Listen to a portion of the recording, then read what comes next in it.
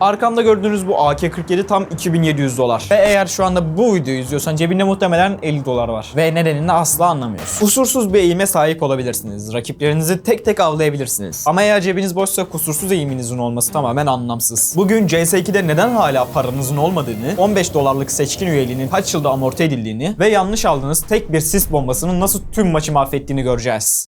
Her şey ilk roundlarda başlar. 800 dolarla başladığınız ilk saniyelerde yaptığınız seçim aslında sadece bulunduğunuz roundu değil, ondan sonraki 2-3 roundu da doğrudan etkiliyor. Peki bu 800 dolarla ne yapmalısınız? Aslında oyunun başına tercih edilebilecek 2 veya 3 mantıklı opsiyonumuz var. 1. Zırh ve standart tabanca. En güvenlisi. Size gelen hasarı minimize ederken hareket kabiliyetinizi korur. 2. Tabanca ve utility. Takım oyunu yapanların seçimi. Bir sis bombası ya da bir flash roundu tek başına kazandırabilir. 3. Çifte Beretta kumarı. Yakın mesafede bir canavara dönüşmek isteyenler için. Bu seçimlerden biri sizi rakiplerinizden her zaman bir adım öne taşır. Ancak burada önemli olan hangi haritadasınız sorusudur. Çünkü her haritanın kendine has bir finansal dokusu ve coğrafi gereksinimleri vardır. Mesela Ancient haritasında CT tarafında başladıysanız sadece bir USPS, bir el bombası ve bir yanıcı almak rakibin B site'e ulaşmasını tamamen felç edebilir. Eğer Dust 2'de T tarafındaysanız ve long'a rushlamak istiyorsanız cebinizdeki son parayla alacağınız 1 veya 2 flash bombası sizi tünelden sağ çıkartacak tek şeydir. Unutmayın, yanlış haritada yanlış alışveriş yapmak paranızı çöpe atacak tek şeydir. Oyundaki terimleri bilmemek borsaya girmeden hisse senedi almaya benzer. Bir takım arkadaşınız size Eko dediğinde ne yapıyorsunuz? Eğer hala gidip bir Galil veya Famas çekiyorsanız tebrikler. Takımınızın o rounddaki tüm planını tek başınıza mahvettiniz. Gelin şu terimleri bir netleştirelim. Eko. Bu roundlarda kelimenin tam anlamıyla hiçbir şey almazsınız. Amacınız ölmenin aksine rakibinizi gafil avlayıp silahını çalmaktır. Cebinizdeki parayı bir sonraki roundda daha iyi kullanmak için saklarsınız. Force buy. Paranızı sıfırlama pahasına yapılan riskli bir hamledir. Genellikle 2000 dolar civarında bir bütçeyle Tek 9, P250 gibi etkili tabancalar veya yanına sadece yelek alarak bir SMG çekersiniz. Kazanma oranınız düşüktür ama kazanırsanız rakibin ekonomisini tamamen resetlersiniz. Half buy. Burada işler ciddileşiyor. Yaklaşık 4000 dolar harcarsınız. Bir SMG veya ucuz bir rifle, bir çelik yelek ve utility'ler alarak rakibe biz hala buradayız mesajı verirsiniz. Full buy. Counter Strike'ın en görkemli anı. T tarafı için bir rifle, tüm bombalar ve kasklı yelek ortalama 4900 dolar tutar. CT tarafı içinse bu durum çok daha tuzludur. Bir rifle, diffuse kit, tüm bombalar ve kasklı yelek tam 5600 dolar civarıdır.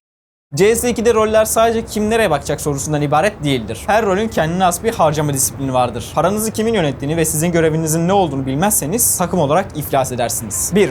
IGL. Takımın lideridir. Kararları o verir, planı o kurar. Sizin ne zaman alım yapacağınızı, ne zaman paranızı saklayacağınızı IGL belirler. Eğer tanımadığınız kişilerle oynuyorsanız bu rol dünyanın en zor işidir. 2. Lurker. Sinsiliğin ve sabrın rolü. Amacı haritayı rakip için daraltmaktır. Hiç beklenmeyen bir köşeden çıkarak rakibin rotasyonunu keser. Bu oyuncu genelde takımdan ayrı hareket ettiği için kendi ekonomisini çok dikkatli bir şekilde yönetmelidir. Çünkü öldüğünde silahı genellikle rakibin elinde kalır. 3. Anchor. Sadece CT tarafında gördüğümüz bu oyuncu bir bölgenin sarsılmaz duvarıdır. Genellikle rifle kullanır ve utility'lerini milimetrik kullanmak zorundadır. Onun görevi ölmekten daha çok zaman kazanmaktır. 4. Support. Takımın görünmez kahramanı. Tüm utility'leri ezbere bilmek zorundadır. Genellikle opener ile yan yana gider ve ona yolu açmak için flash atar. Kendi skorundan çok takımının başarısı için parasını utility'lere harcar. 5. Opener. Bu oyuncular oyunun kapısını kıran kişilerdir. Mesela Xantares bir kontak opener'ıdır. Sakin ama keskin bir şekilde açılara bakar ve temas anında oyunu patlatır. Wikidia ise bir rush opener'ıdır. Koşarak site'e girer, çatışmayı başlatır ve rakibinin dikkatini dağıtır. Rush opener'lar hızlı ölme riski taşıdıkları için her round 5000 dolarlık yatırım yapmak yerine daha ekonomik tercihler yapabilirler.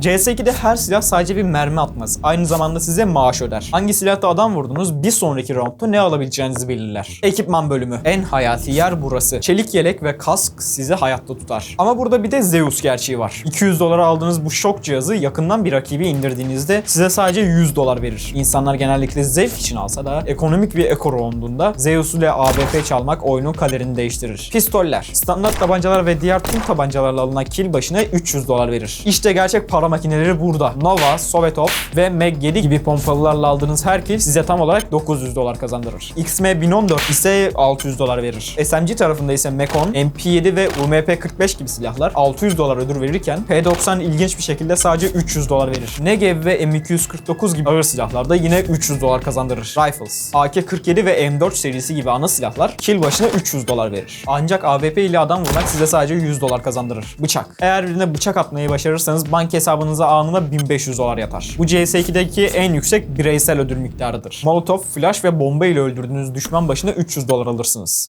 Oyun içi ekonomiyi hallettiysek şimdi gerçek dünyadaki cüzdanımıza bakalım. Premier yani seçkin modu 15 dolara satılıyor. Peki bu parayı vermek gerçekten mantıklı mı? Premier modu size sadece bir rank ve hilecilere karşı koruma sağlamıyor. Aynı zamanda bir haftalık drop sistemi sunuyor. Türkiye'de her çarşamba günü seviye atladığınızda size bir hediye veriliyor. Şimdi gelin bunun tahmini amorti süresini hesaplayalım. Diyelim ki her hafta bir drop alıyorsunuz ve her droptan ortalama 25 cent civarında kasa veya bir skin düşüyor. 4 haftada 1 dolar kazanırsınız. 15 doları geri kazanmak için tam 60 hafta geçirmeniz gerekir. Yani yaklaşık 1 yıl 2 ay düzenli oynarsanız verdiğiniz 15 dolar size geri döner. Ancak tabii bu işin matematiksel kısmı. İşin bir de şans boyutu var. Belki 3. haftanızda 20 dolarlık bir skin veya değerli bir kasa düşürürsünüz. Ve sistem sizi bir anda kâra geçirir. Ancak Premier modunda nispeten hilecilerin daha az olması, evet hala varlar ama seçkin olmayan moda göre durum çok daha iyi, yani oyun zevkinizi arttırır. Ömür boyu sahip olacağınız bir sistem için 15 dolar bir CS2 oyuncusunun yapabileceği en mantıklı finansal yatırımdır. Tamam, seçkin almak mantıklı falan ama size bir şey göstermem lazım.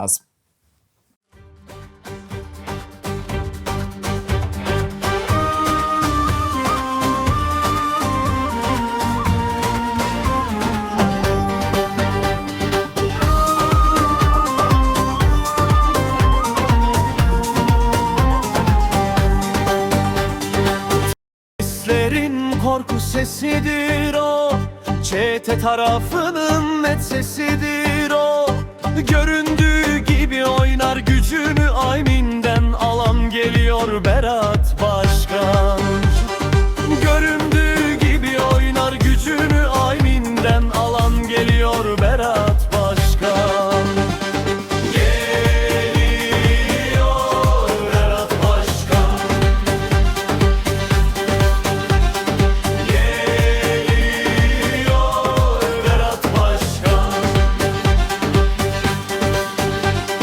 Takımının adamı kılaç şuna aşı, o son rantların umut ışığı. Eco'da bile taşır takımı kol